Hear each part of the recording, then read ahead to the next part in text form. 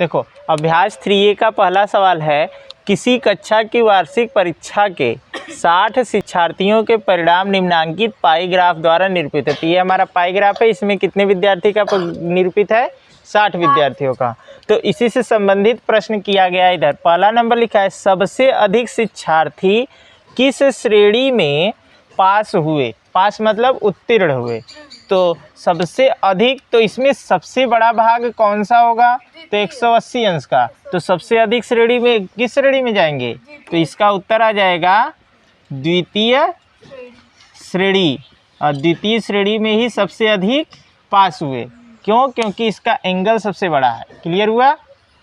अब देखो दूसरा जो है, सबसे कम शिक्षार्थी किस श्रेणी में पास हुए?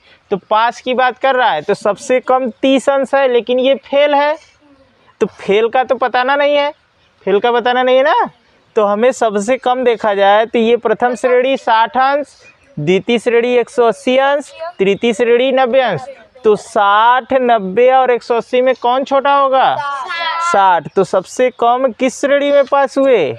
प्रथम श्रेणी में। किस में लिखेंगे इसका उत्तर? हाँ, प्रथम श्रेणी में, प्रथम श्रेणी में।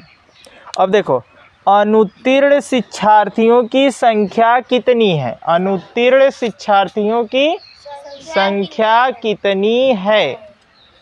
तो इसमें अनुत्तीर्ण का एंगल कोण देख लो। अनुत्तीर्ण ये फेल है, फेल मतलब अनुत्तीर्ण। तो अनुत्तीर्ण कितने? 30 अंश। तो अब देखो ये जो एंगल दिया है कोण, उसमें कुल विद्यार्थी का क्या करेंगे? गुणा करेंगे। फिर उसमें 360 अंश से भाग दे देंगे। कहने का अर्थ है कि 30 अंश में कुल विद्यार्थी कितने? 60।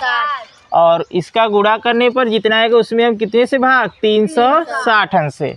तो देखो ये एक जीरो से एक जीरो कट गया ना। अब 6 से 36 कब बार में कटेगा? 6 बार में। तो अब बचा 30/6।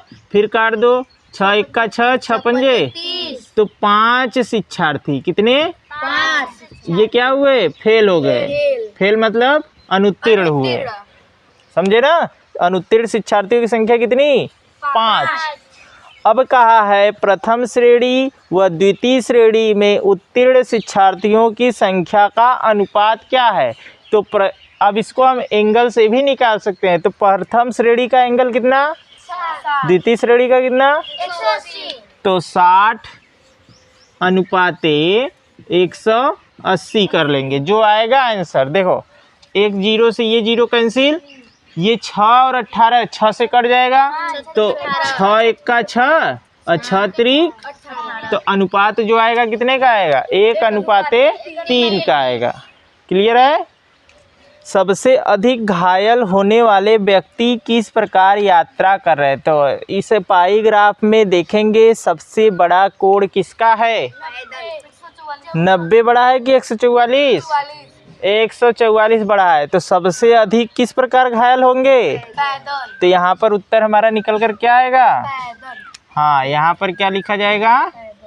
पैदल। क्लियर हुआ?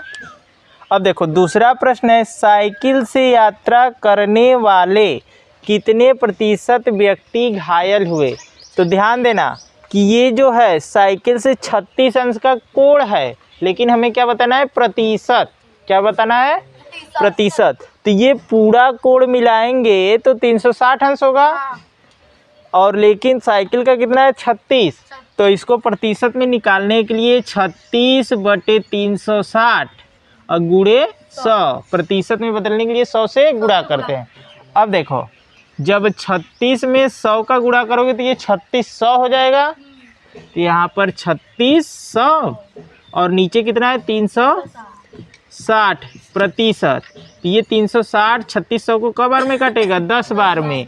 तो उत्तर आ जाएगा हमारा कितना? 10%। साइकिल से यात्रा करने वाले कितने प्रतिशत घायल हुए व्यक्ति? 10%।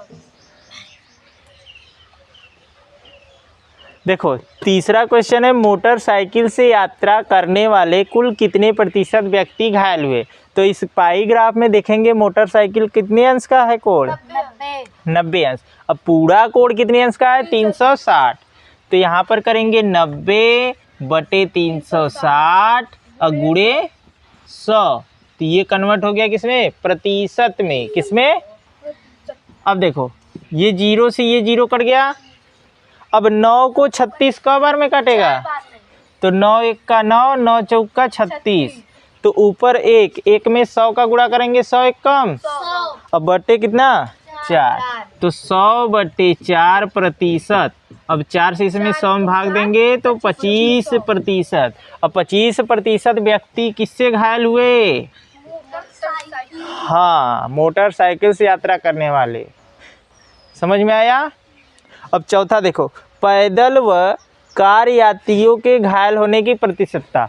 तो इसमें पैदल कितना अंश? 144 अंश। और कार का कितना अंश? 36 अंश। तो पैदल और कार दोनों का जोड़ कर पूछा है कितना प्रतिशत हुआ। तो पैदल व कार से दोनों देखो 144 और 36। तो 144 में हम 36 जोड़ेंगे तो कितना हो जाएगा? 6 4 10, 14 3 17 1 18, 180 हो जाएगा। तो 180 दोनों को मिलाकर कितना आएगा? 180। तो अभी बताएं कि जिसका पूछेगा उसे ऊपर और नीचे कुल कितने अंश का कोण? 360 अंश का कोण और गुणे 100% हो गया। तो देखो 180 को 360 से काटोगे 2 बार में कट जाएगा, ऊपर 100 और नीचे 2।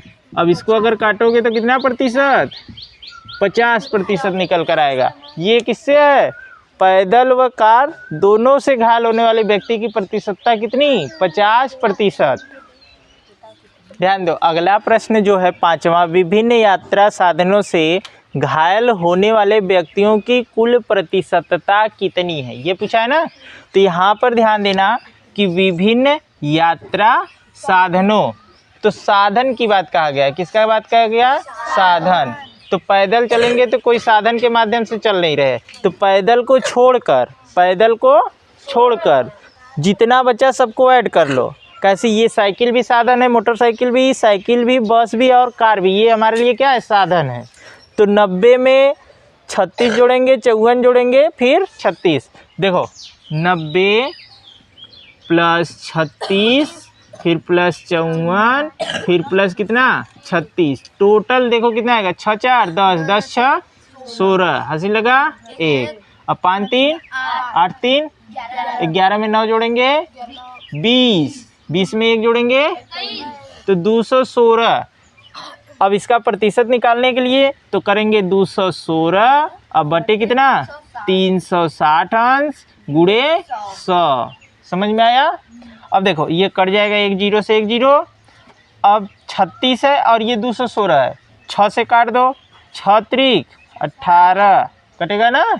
21 में 18 घटा दोगे 3 बचेगा, तो 6 6 के 36 और ये कट जाएगा 6 बार में, 6 6 के 36। तो ऊपर देखो 36 और 10 है, ऊपर कितना है? 36 10 और नीचे कितना? 6। तो 6 को 36 से अगर काटोगे तो ये 6 बार में आएगा, तो 6 दहा में 6 गुणे 10 बराबर 6 दहा में 60%। ये 60% किससे घायल हुए? विभिन्न यात्रा साधनों से इतने व्यक्ति घायल हुए। समझ में आया?